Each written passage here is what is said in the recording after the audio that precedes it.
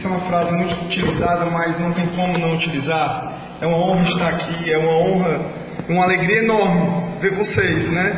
Minha outra família, que nem a Ebenezer Sede, a Ebenezer Congregação, porque juntos fizemos isso aqui para a glória de Deus. Amém?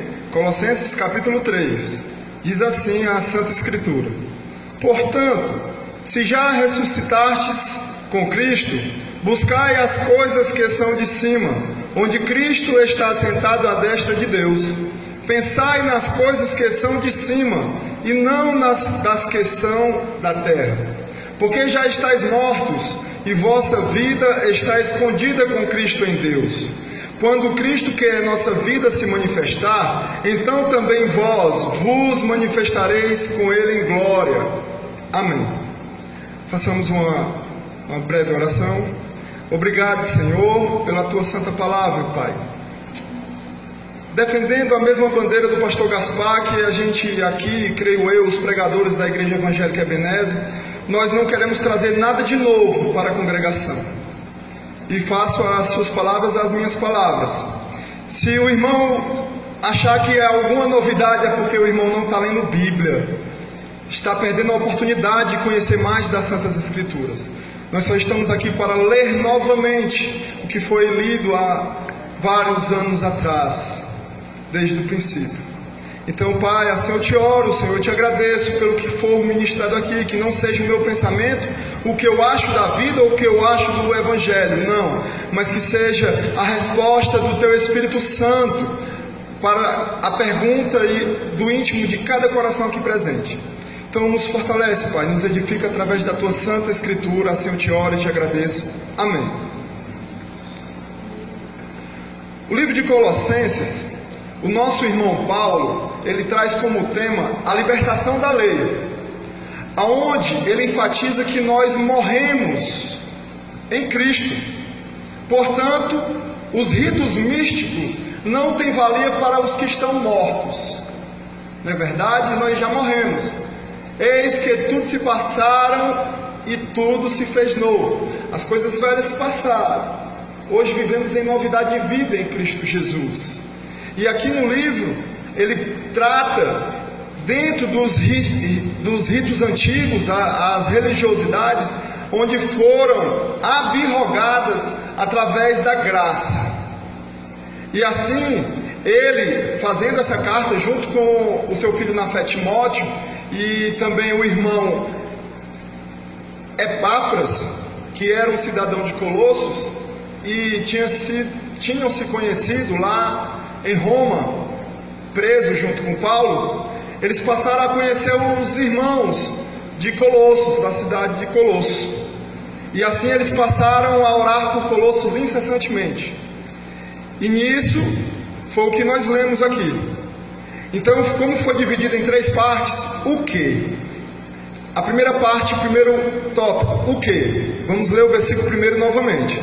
Portanto, se já ressuscitastes com Cristo, buscai as coisas que são de cima, onde Cristo está sentado à destra de Deus. Para nós podermos orar, nós temos que ter um foco. Nós temos que saber o que nós vamos orar com Deus. Que tipo de conversa eu vou ter com o meu Criador, com o meu Senhor, com o meu Salvador. Porque senão eu posso cair lá no livro de Tiago, capítulo 4, que no caso já é o segundo tópico. Nós devemos fazer o que no primeiro tópico? Nós devemos nos concentrar nas coisas do reino dos céus, porque nós ressuscitamos com Cristo. Muitas vezes nós passamos a pedir a nossa necessidade diária, não é isso? Nenhum problema com isso, não é pecado, porque nós estamos na terra, não tem como viver as coisas terrenas, não tem como não viver. Porém, não podem ser prioridades. O Senhor Jesus diz: focai as coisas do reino dos céus e não as coisas da terra. Porque as coisas da terra, nós juntamos o tesouro, a traça e a ferrugem corrói. Mas se nós ajuntarmos tesouro nos céus, a traça e a ferrugem não chegará até lá. E aí nós estaremos sim, dizendo, na verdade, o que é necessário conversarmos com Deus. Senão nós caímos no capítulo 4 de Tiago, se quiserem botar. E aí a gente entra no segundo tópico. Por quê?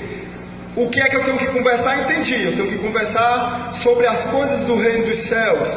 Porque a Bíblia diz, te preocupa primeiramente com as coisas do reino dos céus, que o resto te será acrescentado. Então eu tenho que focar o reino dos céus. E isso é a resposta do que eu vou falar com Deus? Eu vou falar sobre a graça, sobre a obra, sobre o evangelho, como prioridade. Irmão Júlio, eu não vou falar das minhas necessidades simples? Vai, irmão. Isso não pode ser a prioridade na sua oração. Você tem que ter algo de maior valor nas suas conversas íntimas com Deus. Isso é a resposta do que. E a resposta do o que e o porquê. Isso. Está Tiago capítulo 4. Diz assim. 4 versículo 2. Cobiçais e nada tendes. Sois invejosos e cobiçosos e não podeis obter. Combateis e guerreais e nada tendes, porque não pedes. Pedis e não recebeis, porque pedes mal, para o gastardes em vossos deleites.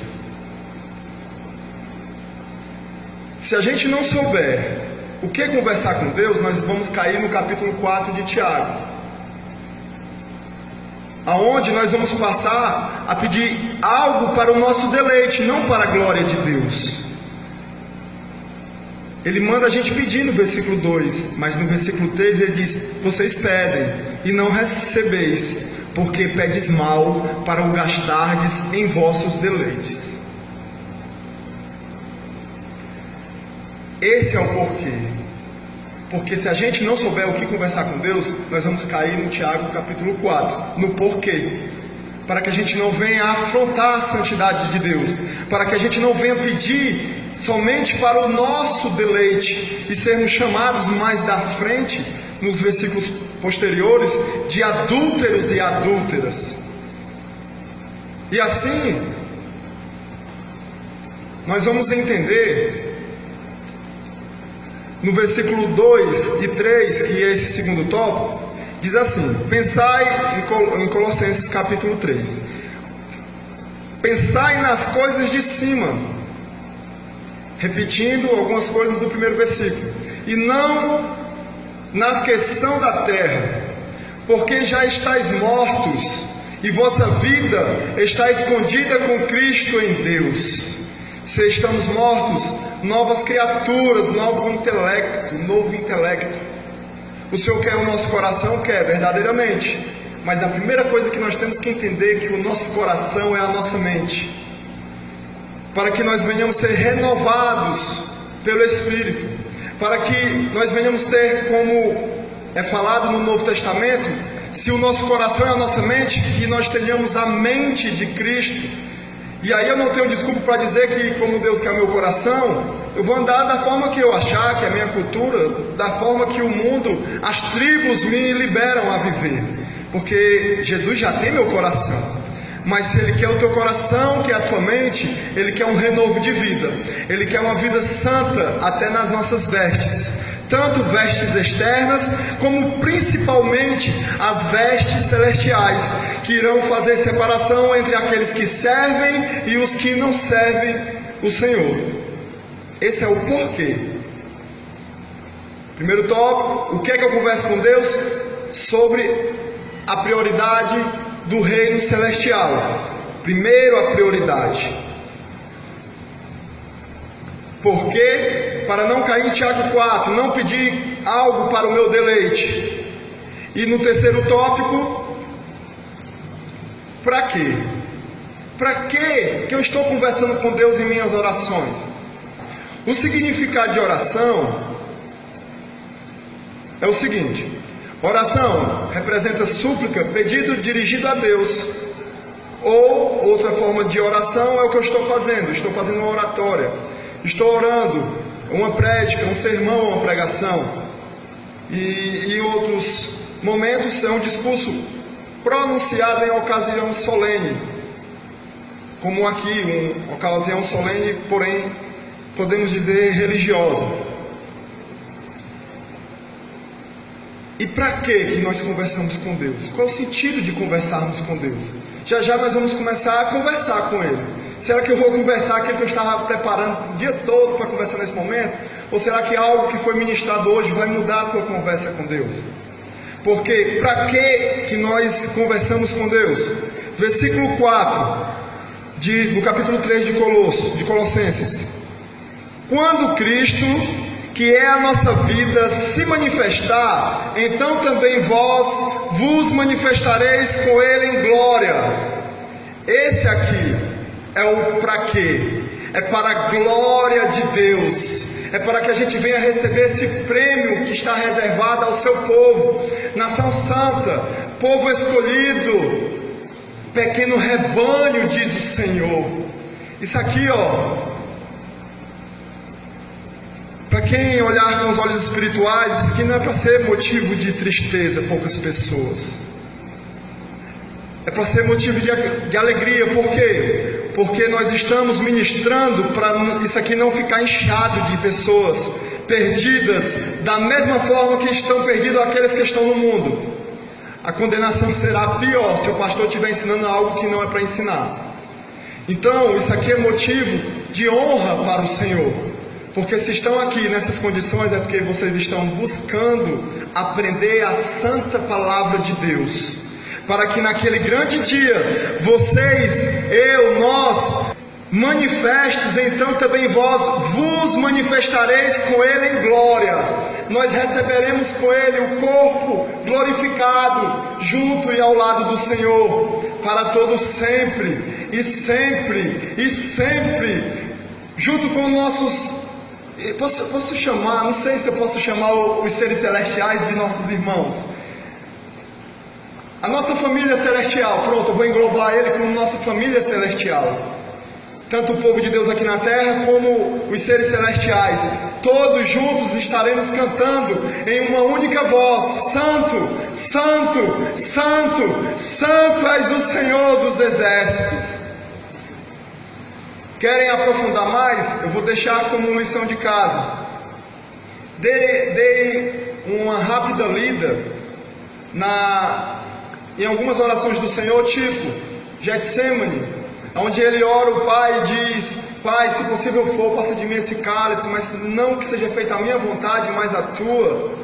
Às vezes a gente não quer receber barreiras, dificuldades, problemas, mas às vezes sem a gente entender, é para a glória de Deus.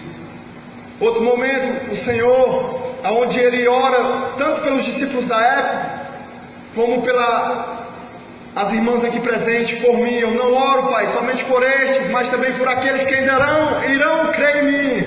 O povo lá da Igreja Evangélica Ebenezer do Metropolitano, o povo da Assembleia, da Batista, o povo de Deus que está espalhado sobre a terra. Assim, o Senhor também no Pai Nosso, vão ler, aprofundem-se. Ele diz no Pai Nosso, e depois que ele faz a observação do Pai Nosso, ele repete outra observação lá na frente, dando ênfase na questão do perdão. Pai, perdoa as minhas dívidas, assim como eu perdoo a quem me deve. Ou perdoa as minhas ofensas, assim como eu perdoo quem me tem ofendido. Então, se eu tenho que imitar alguma oração, eu vou aprender com Jesus, para que a gente possa verdadeiramente conversar o que vai alegrar o seu coração. Que o que alegra o coração de Deus é o nosso estar ligado ao céu. O nosso tesouro não está guardado na terra, está guardado no céu. Amém? Assim eu encerro a mensagem. Posso dar um testemunho breve? Foi aqui uma bênção que eu recebi.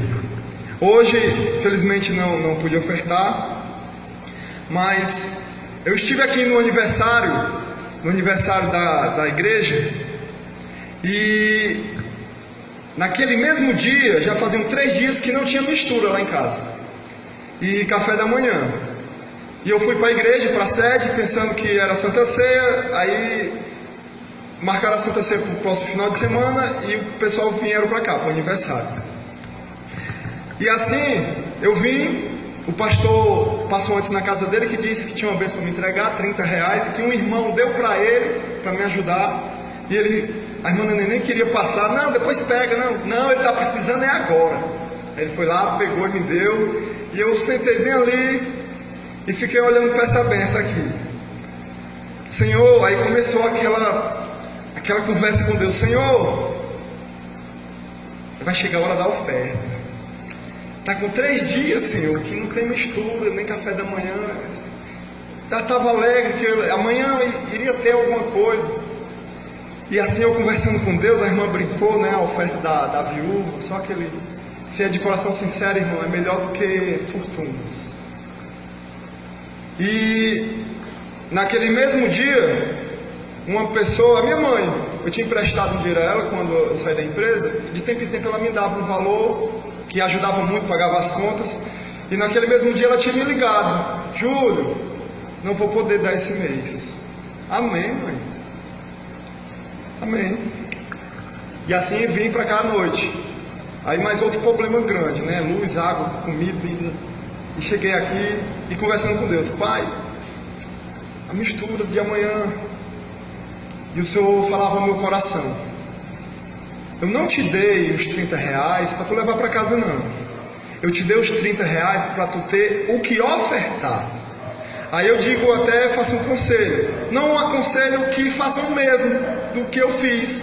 Porque para que não se torne uma simpatia, uma coisa que o irmão Júlio fez, vai dar certo, é por sua conta e risco.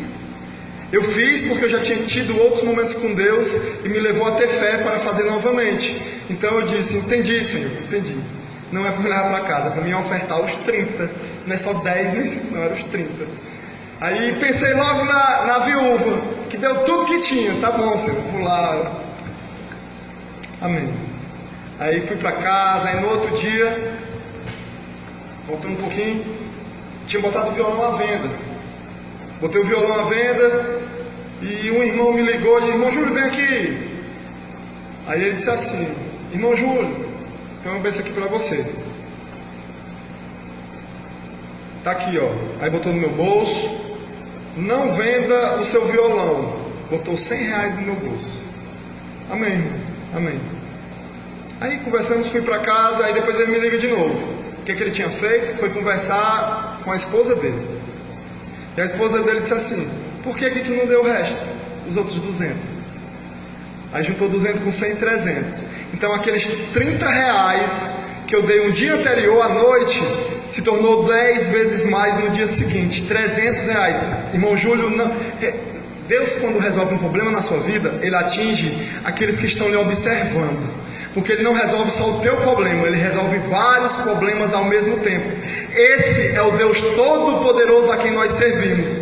E naquele dia, para a honra e glória do Senhor, eu venho dando testemunho, porque isso aqui é uma honra servir o Senhor. De coração entregue aos pés do Senhor. Amém? Então eu agradeço pelos meus irmãos, a minha família, que Deus me apresentou desde o dia que eu me converti. Amém? Agradeço a rica oportunidade em nome de Jesus.